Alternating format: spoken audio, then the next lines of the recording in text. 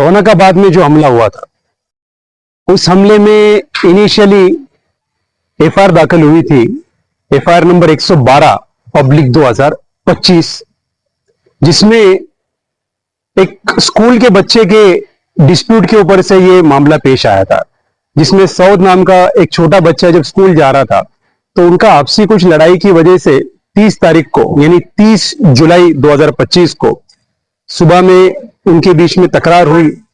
तो उस बुनियाद पे फिर जो आरोपी क्रमांक 1 है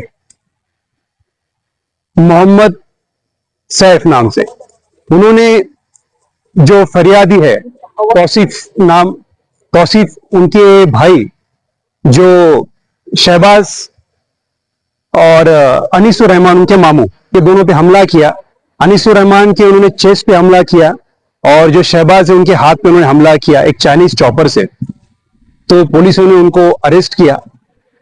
हालांकि मामला जो है 30 तारीख को 3 बजे हुआ और एफआईआर जो 31 तारीख को रात में 1:05 पे दायर हुई और पुलिसों ने 1:45 बजे मोहम्मद सैफ को अरेस्ट किया। उसके बाद में जब कोर्ट के सामने पेश किया गया तो पुलिसों ने 7 दिन का पीसी मांगा और उसमें तफ्तीश के लिए कोर्ट ने कुछ दिनों की उसमें पीसी दी। अब इस मामले में जो है हम प्रोसिक्यूशन की तरफ से नहीं, कंप्लेनेंट की तरफ से है। और जब उनको रिमांड में लाया गया तो फर्स्ट रिमांड में उनकी तरफ से चाइनीज चॉपर हस्तगत किया गया और उसी के साथ साथ जो मोहम्मद सैफ है उसका छोटा भाई जो है मोहम्मद कैफ जाबिर, इसका भी नाम उसमें निष्पन्न हुआ, जिसको अब तक अटक करना बाकी है। इस मामले में अगर देखा जाए तो जब इन पर हमला हुआ तो फौरन जो अनीसुर रहमान जो उसके मामू हैं तो उनको मालेगांव की शिफा हॉस्पिटल में एडमिट किया गया और उसके अलावा जो मोहम्मद शहबाज है उनको मालेगांव में फरहान हॉस्पिटल में एडमिट करवाया गया। पर जो सीरियसनेस था और सीरियस इंजरी की वजह से मोहम्मद शहबाज जो है उनको नासिक फर्दर ट्रीटमेंट के लिए ले जाया गया। उनकी सीरियस कंडीशन बहुत ज्यादा सीरियस होने की वजह से और दोनों पे उपचार वहां पर हुआ है।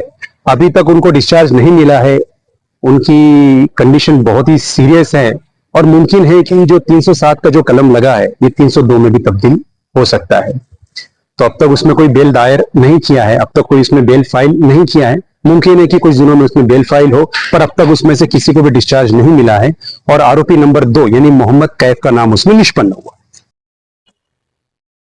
राजू नामी जो शख्स है उनका आपसी मामला, उनकी फैमिली का डिस्प्यूट चल रहा था काफी दिनों से।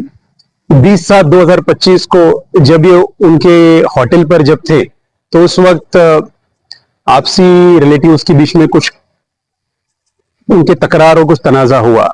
उसी बात को दिल में रखकर राजू मिलन का ऐसा कहना है कि जो खलील जुम्मन साहब उन्होंने और उनका जो बेटा है जमशेद जुम्मन, इसने उन पर जानलेवा हमला किया और उनको मारने की कोशिश की। पर अगर यही हकीकत होती तो फिर उसमें खलील जुम्मन साहब का नाम कहीं भी एफआईआर में दर्ज नहीं किया है और न ही उनके खिलाफ में कोई एलिगेशन है।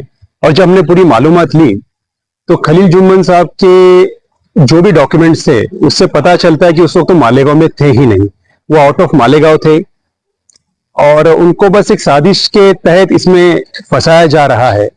और अगर इनके पुराने तनाजे थे, अगर 20 तारीख को इनके बीच में कहां सुनी हुई थी 20 जुलाई को, तो उस टाइम कोई पुलिस कंप्लेंट की, कोई फरियाद दाखिल की, कोई फरियाद नहीं, कोई पुलिस कंप्लेन ही, ना ही कोई एनसी दायर की गई।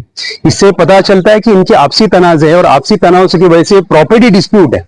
ये प्रॉपर्टी डिस्प्यूट को ये क्रिमिनल मैटर में कन्वर्ट किया गया है और अगर देखा जाए तो वो डिस्चार्ज भी हो चुके हैं। उसी के साथ साथ जो इस्तेमाल किए गए वेपन्स है वो और कुछ नहीं बल्कि एक वुडन स्टिक है, लकड़ी डंडे से उनके दोनों पैर पर और दोनों हाथ पर मारा गया। उसके अलावा 3 लोग उसमें निष्पन्न हुए, गैलेक्सी नाम का एक बंदा है, एक मुजाहिद नाम का एक और एक कुरैशी नाम का एक बंदा है। टोटल 4 आरोपी इसमें अब तक निष्पन्न हुए हैं, जिसमें से जमशेद को अटक की गई है और जमशेद का भी एमसीआर हो चुका है।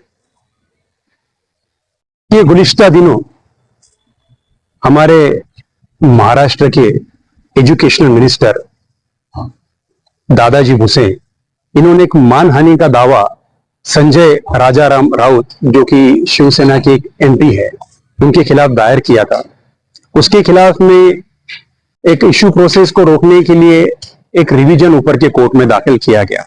आज उस एप्लीकेशन पर सुनवाई है और उसमें यही मुद्दा उपस्थित किया गया है कि ये रिवीजन टेनेबल है या नहीं।